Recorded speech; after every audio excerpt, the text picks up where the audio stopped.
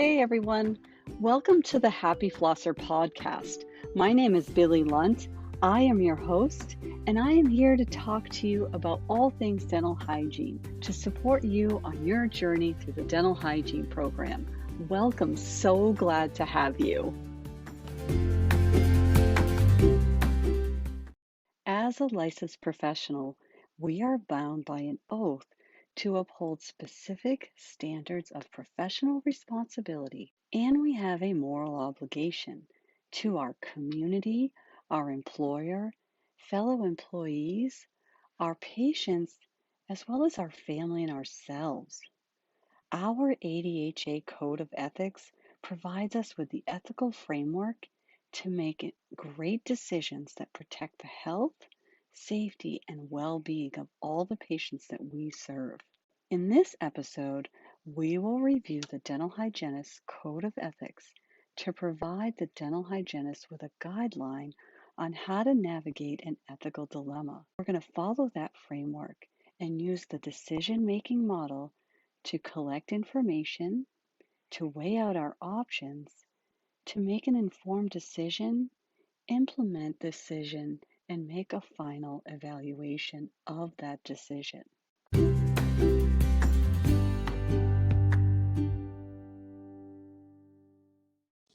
Hey, if you're in hygiene school or just got your acceptance letter to hygiene school, I've got a new course to help set you straight right out of the gate when you first start your program to help ensure a successful transition from the first semester to the second semester and to the finish line. I will help you strategize all the key strategies that you need, understand what the challenges are, and overcome all the obstacles. Learning in dental hygiene school is different than any other program. You've got a lot of assessments that are evaluation style.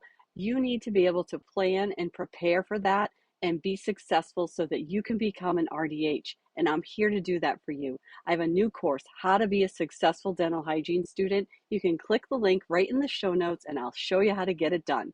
Congratulations on entering this profession. Before we can make an ethical decision based solidly on ethical principles and theories, we need to understand those theories. And the best way to start is to define ethics. Now, a simple definition of ethics is the determination between what is right and what is wrong. And more important between those two considerations is the how. How do we decide between the actions to make the determination of what is right or wrong, or to move forward with an action or a decision? Now, there are several ethical theories that we use as a framework, as well as the decision-making model, to avoid a single strategy of using our intuition to make decisions. Because we all come with our own set of beliefs and values, our intuition may fall into a variety of moral possibilities. So it's important that we use the theories and principles to guide us through the decision-making process. Now, ethical principles are generalized ideals that are generally agreed upon, and they can cross theoretical boundaries. It's important to have an understanding of ethical theories because those impact the principles and the decision-making. Let's briefly review the theories that impact the ethical principles as it relates to dental hygiene. Utilitarianism puts the primary focus on our actions and the consequences around those actions. The intentions are relevant in this theory. This theory is based upon the idea that actions perceived by a person should be measured in terms of the level of happiness or pleasure that is produced from this action. Happiness is our motivation and drive around this theory. The drive is to seek pleasure and avoid pain for both ourselves and the community around us. This theory has a larger focus on the group and less focus on our own interests. As utilitarian, our decisions are a result made from the position of a spectator who is advising a group without emotion, and this allows for a non-biased and fair decision or outcome. To sum it all up in any given situation, If you are following the utilitarianism theory, you should choose the action that produces the greatest good for the greatest number of people. Sounds great, right? But sometimes this decision can seem wrong. Another view of utilitarianism theory is that when a decision seems wrong, it says that we should live by rules that are likely to lead to the greatest good for the greater number of people, but there may be situations where you have to think more broadly about the decision being made. Next, let's talk about virtue ethics. Now, virtue ethics puts its focus on character rather than guiding principles or rules. The theory states that if our primary focus is to be a good person, then the right things will happen. Now, with virtue ethics, there's an assumption that humans behave a specific way and that we have fixed functions. Some of our functions involve rational thought and desires. In this theory, we define virtue as doing the right thing at the right time with good judgment. There's predictability of good behavior, and it creates good decision making. Some virtue traits include things like courage, the idea that you will have the courage to take the right action in a specific situation. Now, the ability to know the right way to act in each situation is where the courage comes from.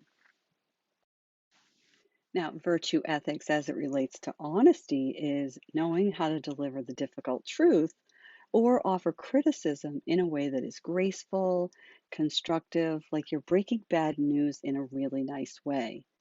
You're providing just the right amount of the golden mean in any given situation. This theory indicates virtue as a developed skill that can only be learned through experience or practical wisdom.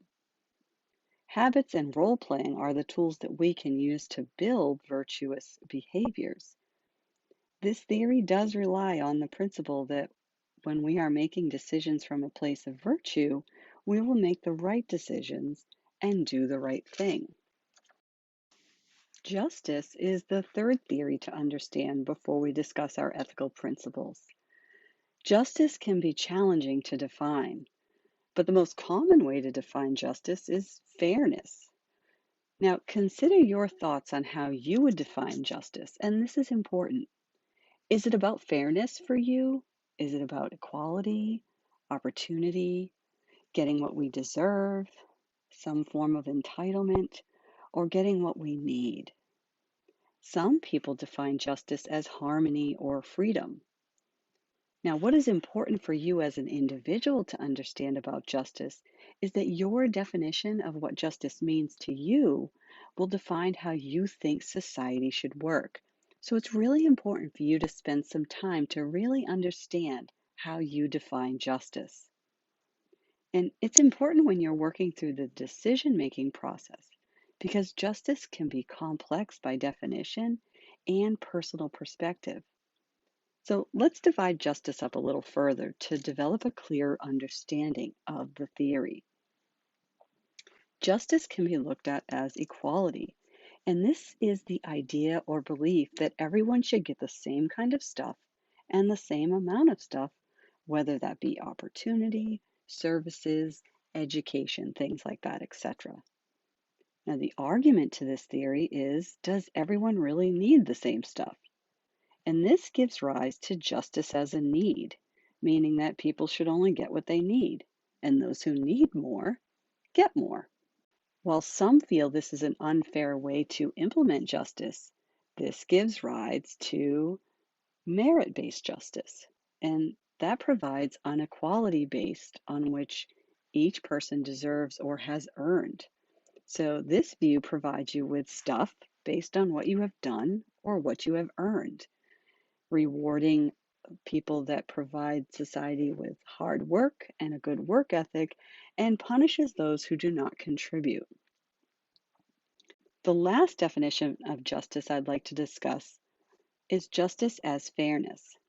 This view believes that any equality or inequality that exists in a social system should focus resources on the least well off because it levels off the playing field of society and empowers the opportunities for those who would otherwise not have it. Now, justice as fairness brings balance to a society and compensates for the disadvantages. Many believe that in healthcare, for example, that healthcare is a human right and access to adequate care is a basic need that should be met.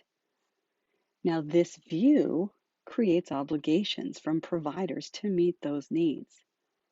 This is an area where justice as fairness creates debate and conversation that reverts back to the previous components of justice: need based, merit based, or freedom based. It's important for you to put some thought into just what you think and feel about justice and how you perceive fairness in society. Ethics provides us with guidelines and a framework on conduct for upholding the highest standards in providing care for our patients.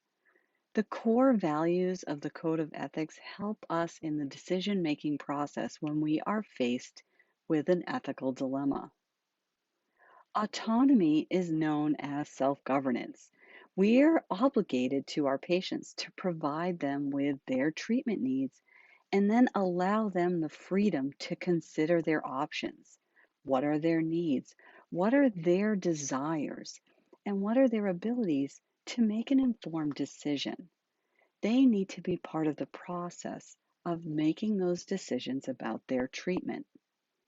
As a dental hygienist, we want to avoid paternalism and allow the patient to choose their path after we've provided them with the information. Veracity is an obligation to be truthful and honest in everything that we do. We are obligated to have integrity when we are communicating with our patients and providing care and services to them. Veracity also includes the most current research trends and standards of care for our patient. We have to stay current in our knowledge and understanding. We have to provide a research-based dental diagnosis, and this is an obligation of our profession. Beneficence is defined as to do good and to promote the health and well-being of our patients and the community. It is our duty to act for the benefit of others. We must follow the rules and regulations and remain professional. We are also obligated to provide treatment in a timely manner and provide patient with a priority of their treatment needs. Another part of beneficence is to practice within our scope and follow the rules and regulation, even outside of our professional responsibilities. This is included in beneficence. It's to maintain current treatment protocols, which are evidence-based, and to maximize the benefits to patients while minimizing harm. Another component of beneficence is reporting abuse and neglect. As a dental care provider, we are mandated reporters and must comply with this rule. Non-maleficence is defined as to do no harm. We take a dental oath to refrain from any action that may harm a patient. This code protects patients from harm. We are required to refer patients when needed in order to allow for comprehensive treatments. Patient abandonment and personal relationships also fall under this code. Providers must notify a patient that they are dismissing them from services. Personal relationships should also be guided by a framework in order to avoid conflict or trust issues. We are obligated to refer our patients in order to maintain the highest level of oral health. Providers that are practicing under an impairment also fall under non-maleficence. We want to do no harm to our patients, so you need to follow this code. Justice provides all dental care with fairness, and this idea is to promote equality without prejudice. Dentists are allowed some reasonable discretion, but are not allowed to refuse treatment based on race or ethnicity. When you are trying to make an ethical decision based on the discovery that you are in an ethical dilemma, where do you start? You want to look at your code of ethics, maybe get some advice from peers or superiors. You may even need to seek legal advice. I want you to consider the importance of your own critical thinking skills, your intuition or gut feelings, and then consider the ethical decision-making steps. Step one would be to identify the problem. You need to make a determination if there's an actual ethical dilemma. Is this a lack of standard of care? And if the principles are not in conflict, then is the question of right or wrong? Step two is to collect the information. This is the what, the when, the why, the how, and the who of your decision-making process. Step three is to state your options. List out your alternatives. Brainstorm options that maybe you didn't initially consider. And when you're doing this, keep an open mind. Step four is to apply the ethical principles to your options. Focus on the basic principles and core values: autonomy, beneficence, justice, and non-maleficence. And think about the values: paternalism, confidentiality, and informed consent. You want to list out the pros and cons of your options. Step five would be to make a decision. Put the patient's interests first. Weigh out the positive and negatives. Justify your chosen action. Can that action be defended on the grounds of moral principles and values?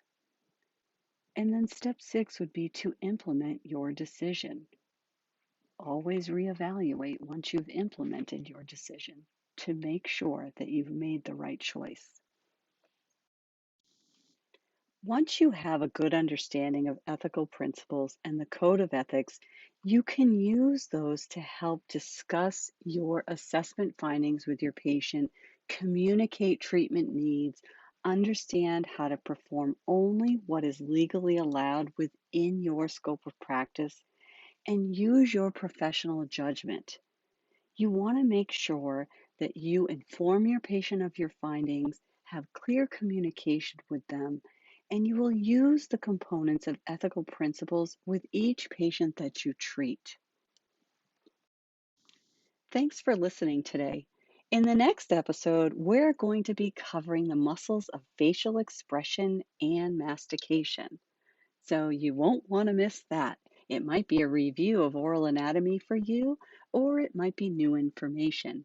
Either way, it's important for you to understand the origin, insertion, and action of all of the muscles of facial expression. I hope you join me.